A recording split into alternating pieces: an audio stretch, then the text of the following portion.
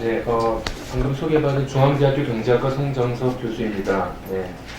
그 일감 몰아주기 여러분들 아마 다 미리 배포된 자료가 있으시리라고 생각이 되고요. 네. 그 자료를 바탕으로 좀 간단하게 말씀드리겠습니다. 여기 참석하신 분들은 다 배경 지식이 있으실 거고요.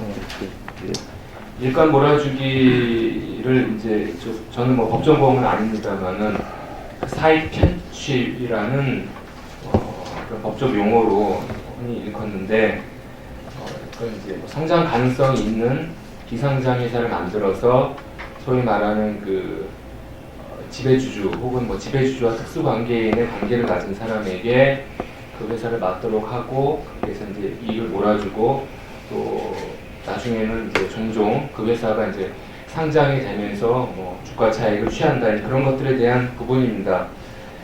여러 가지 면이 있는 것 같고요. 그래서 그런 면들에 대해서 우리가 이제 어떻게 그 사실 자체가 나쁘다는 거는 여러분들이 다 알고 계실 거고 국민들도 많이 알고 있지만은 그것들을 위해서 어떻게 접근을 하고 어떻게 그것들을 잡아내고 그런 부분들은 좀 신중해질 필요가 있을 것 같습니다. 그래서 기업들이 이제 그런 그 비슷한 유형의 일을 비슷한 작업의 일을 음식으로 뭐 얘기를 한다면은 빵을 만들면은 밀가루 반죽도 만들어야 되는데 밀가루 반죽은 자기가 전혀 알지 못하는 그런 기업에서 하는 것이 아니고 자기가 자기 혹은 자기 회사 내부에 그런 또 다른 조그만 회사를 만들어서 같이 만들어가는 것인데 저는 이제 이런 그 경제학에서 말하는 범위의 경제라고도 하는데 그런 것들이 문제가 되는 게 아니고 거기서 발생한 수익을 그 수익만 건전하게 배분하면 되는 것이라고 생각을 합니다. 그런데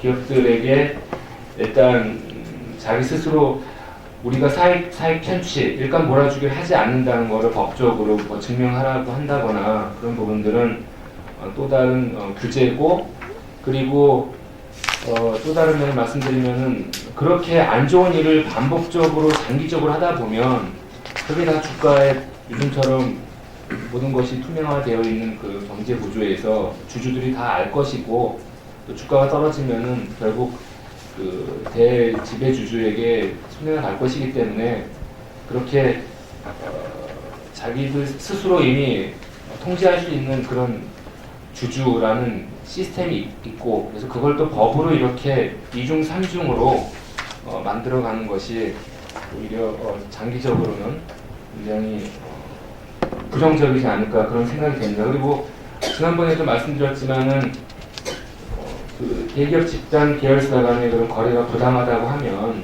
우리가 알고 있는 한전 같은 경우, 한국전력 같은 경우에도 많은 경우에 동부 발전, 중부 발전, 남부 발전, 수도 없이 많은 발전 계열사들 또 그 밑에 여러 가지 수도 없이 많은 자회사를 뒀는데 그런 것들은 전혀 이런 논의에서 다 배제를 시키면서 민간 부문의 그런 기업 집단에만 이러한 논리를 적용하는 것은 조금 문제가 있다 그런 생각이 들고요. 그리고 끝으로 그래서 앞으로 어떻게 할 것인가 그래서 자꾸 법이 물론 시스템이긴 하지만은 입법으로 모든 것을 해결하려고 하지 말고 기존의 주주의 그런 기능을 좀 더 강화할 수 있도록 그렇게 해서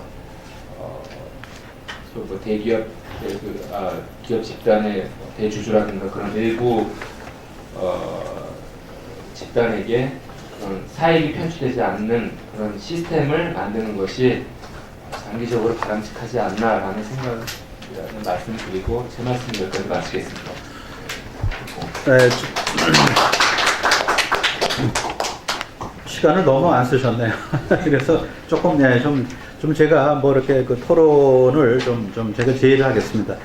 아마 기본적으로 일감 몰아주기 이게 이제 많이 나온 것은 이제 아마 글로비스죠, 글로비스. 그래서 아시겠지만은 한번 복기를 해보자고요. 그러면은 그 당시 아마 현대차가 그 자동차를 운반을 했을 텐데 외부에다 그거를 외주를 주다가 그걸 자체적인 회사를 만들어서 그거를 자체 해결한 거거든요. 근데 그게 왜 일감 몰아주기로 이렇게 해석이 됐는지 두 번째 뭐냐면 이제 비상장으로 출발하잖아요. 근데 비상장일 수밖에 없죠. 어떻게 보면은 뭐 누가 그 바로 그 신설된 회사에 대해서 자본을 투여하지 않을 테니까 비상장으로 이제 가다가 좀 크면은 상장을 하고 뭐 그러겠죠. 그래서 비상장으로 출발한 것 자체는 큰 문제는 없고, 그 세 번째 그러면은 이제 거기에 뭐 실명을 거론하기는 그렇지만은 이제 관계된 특수 관계인들이 다 친인척이다. 따라서 부당한 이익을 몰아줬다 하면은, 만약에 그 상장을 할 때 뭔가 주식 어떤 차익이 있다면은 거기에 과세를 하면 되는데, 그걸 왜? 그럼 만약에 말이죠, 이걸 계속해서 현대차가 그냥 외주를 줬다면은 그 타임리에 맞춰가지고 자동차를 제때 운반할 수 있을까? 못했을 거거든요. 따라서 그거를 그 당시에 분리를 해서 이거를 외주를 준 거를 이거를 자체적으로 메꾼 것이 아마 현대차가 크는데 큰 도움이 될 것 같고, 그리고 결국 상속의 문제인데, 그러면은 상속의 문제면 그쪽을 좀 들여다봐야 되는데, 이거를 상속의 문제인 거를 뻔히 알면서도 뭐 사익 편취라는 아주 거친 얘기를 쓰고, 또 일감도 몰아준다 거친 얘기를 써가지고 마치 계열사 간의 거래 자체가 이거에 뭐 부당하고 있어서는 안 되는 것처럼 이렇게 일반 대중한테 좀 주는 의미가 있거든요. 네, 그래서 이게 진짜 부당하다. 그러면 뭐 여기서 얘기한 대로 하면은 뭐 이런 거죠. 아까 말씀한 대로 이제 밀가루 반죽하고 빵하고 이것이 분리가 될 수는 없잖아요. 그렇다면은 현대차가 엔진마저도 사실은 자체 생산하지 말고 어디서 받아와야 되는데, 그건 말이 아닌데, 이렇게 외부에서 말이죠, 그 자동차 관련해서 이렇게 일반적인 어떤 프로세스에 따라서 생산을 하는 거를 그렇게 분리해갖고 이거를 일을 갖다 나눠줘라. 이거는 뭐 진짜 문제가 심각한 그런 외부 간섭인데, 그거에 대해서 어떻게 진짜 우리가 이걸 받아들여야 될지 모르겠습니다. 그래서 우리 손 교수님, 우리가 이제 15분씩 드리는 거니까 한 분당, 그래서 그 글로비스에 대해서 한번 좀 이것이 왜 이게 문제가 있었는지, 예. 그래서 글로비스 때문에 조금 현대차가 크게 뭐 잘못된 건 아닌 것 같고, 그렇다고 글로비스 때문에 또 누가 크게 사익을 편취한 것도 아닌데 왜 이런 시비가 일어났는지 한번 좀 뭐 편하게 좀 견해를 좀 밝혀주시죠. 네. 뭐 아니, 지금 다 말씀하신. 네, 아니 근데 뭐 네, 제가 그랬는데, 아니 이것도 뭐 네, 발제하시니까. 네.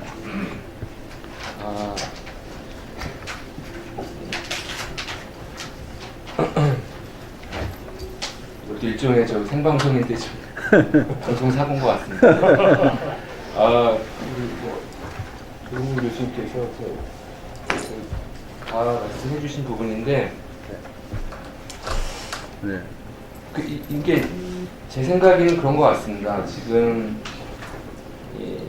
저희가 여러 복지를 얘기하고 있는데, 이게 사실 기업 지배 구조, 그래서 계열사를 만드는 것 자체에 대해서 어떤 그 규제를 둬야 된다, 그런 식으로 나올 것 같으면은 우리가 그 기업 지배 구조, 이제 조금 있다가 김정원 교수님께서 더 전문가시기 때문에 자세히 말씀해 주실 것으로 생각이 되는데, 그런 부분에서 다 규제할 수 있는 부분이라고 다 생각을 하고요. 근데 네. 제가 아까 말씀드린 건 이제 다시 글로비스라는 그 케이스 자체만으로는 제가 좀 스페시픽하게는 아직 스타디가 안 돼 있지만은 말씀드리면은 결국 사익이라는 게, 그래서 계열사가 일감을 몰아준 것까지 오케이. 근데 거기서 나온 이익이 다시 그 대주주 내지 특수관계인에 있는 사람에게 가는 거, 사실 어떻게 보면 일감 몰아주기에 불만이 있는 것이 아니고, 앞에 괄호 열고 대주주 주변에 혹은 대주주 본인 혹은 특수관계인 사람에게 일감 몰아주기에 불만인 것 같습니다. 그래서 그 부분에 대해서는 반복되는 얘기지만은 그런 주주라든가 주주감시라든가 이런 부분의 시스템에서 장기적으로 다 직접 간접으로 반영이 될 것 같고요. 그래서 아까 저도 몰랐는데 우리 조 교수님께서 말씀해 주신 거 들어보니까 그렇게 새로운 어떤 그 영역에 대해서 비즈니스를 시작할 때 만약에 아무도 현대자동차에서 그런 물류하는 부분을 출범을 하고 싶은데 그냥 그걸 시장에만 맡겨놓으면은 과연 처음에는 리스크가 있기 때문에 아무도 뛰어들지 않을 것이고, 그래서 그런 의미에서 이제 시작을 하는 부분인데, 그 부분에 대해서 이제 계속 얘기가 되지만, 그 글로비스에서 나온 주가, 뭐 이제 나중에 상장 이후에 주가 차익이나 이런 부분이 그런 정몽구 회장의 그런 뭐 특수관계에 있는 사람에게 갔다. 이제 그 부분에 대해서 것 같고, 그렇다면은 조 교수님께서 이미 말씀하신 대로 과세를 한다거나 또 그 부분에 한정하는 그런 모니터링 시스템을 만들면 되지, 계열사 자체를 부정하면은 앞으로는 뭐 정말 자동차는 딱 자동차 회사는 자동차만 만들고 그와 관련한 주변에 남들에게 어떤 그 영역에서 다른 기업이 해주기 애매한 부분들은 어떻게 우리가 처리해 나가야 될지, 그런 부분들에 대해서 좀 고민이 필요하다고 생각이 됩니다. 네. 아직도 시간이 아니, 안 됐습니다. 네, 됐습니다. 네. 이제 여기가 제가 간단히 하나 더 첨언을 드리면은, 원래 우리가 이 계열사가 많이 분리가 되고 한 것이 금융위기 이후에, 외환위기 이후에 기업 경영의 효율화 문제 때문에 그 당시에 그 외주를 많이 이렇게 이제 그 아웃소싱을 하면서 이런 일이 발생을 많이 더욱더 이제 확대된 거죠. 그래가지고 그때는 예를 들면 이제 이런 거죠. 뭐 어떤 그룹에서 지금 얘기한 대로 자동차를 생산하고 또 전산 시스템을 가지고 있고 또 물 시스템을 가지고 있고 그렇습니다. 그럼 그걸 다 옛날에 다 같이 하다가 그렇게 해갖고는 경제가 그 회사가 점점 커지면서 너무도 경영의 비효율이 초래되기 때문에 그거를 물류 부분은 따로 떼어내고 그 다음에 SI 부분 시스템 통합이라고 그러죠. 그런 부분은 따로 떼어내고 이렇게 이제 해서 각각 그 전문성을 토대로 해서 경영의 효율성을 제고시키고자 하는 거죠. 그렇게 해서 이제 그 기업 간의 거래를 통해서 그룹 전체 혹은 그 분야, 그 부문 전체의 효율성을 제고시키려고 하는 것이 가장 큰 목적이에요. 또 한 가지 중요한 것은 그렇게 하는 것이 그룹의 계열 외부에서 소싱을 하는 보다도 더 효율적이다 하는 것이 그 내부 거래 이론이에요. 그 외부 거래보다도 내부 거래를 통해서 하는 것이 더 효율적이다. 그것이 이제 소위 말하는 노벨 경제학 상업가인 윌리엄슨의 내부 거래 이론이에요. 거래 비용 자체가 기업에서 굉장히 중요한데 이렇게 각 전문 분야별로 계열사를 만들어서 내부 거래를 하는 것이 경영에 가장 효율적이다 하는 것이 윌리엄슨이 말하는 내부 거래 이론이고, 우리 대기업 그룹들이 그런 부분에 가장 그 외환위기 이후에 우리 경쟁력을 제고시켜서 잘 적응해 왔던 것입니다. 그걸 우리가 지금 와서 이제 그래서 대부분 다 지금 얘기되어 있는 것들이 SI나 물류 이런 것들이에요. 이런 것들을 하면서 이제 왜 내부 거래를 하느냐. 그 내부 거래를 이제 좀 정치적이고 좀 뭐랄까 선정적인 용어로 일감 몰아주기다. 이런 건 경제학적으로 있지도 않은 용어죠. 경제학에서는 인터널 트랜잭션, 내부 거래 이 문제를 가지고 다루는 거예요. 이게 학문적으로 얘기되어 있는 것들이에요. 그걸 우리나라에서는 이걸 정치와 사회 이슈화 시켜가지고 일감 몰아주기다. 다만 문제는 그럴 때 그 계열사의 그 지배구조 문제는 또 다른 문제고 또 우리가 그건 또 우리가 연구해야 될 과제지만 이 자체를 부정하고 한다는 것은 정말 얘기가 안 되는 거고, 얼마 전에 이제는 조금 수그러들었지만 하도 많이 이제 비판을 받고 나니까 계열사 지분이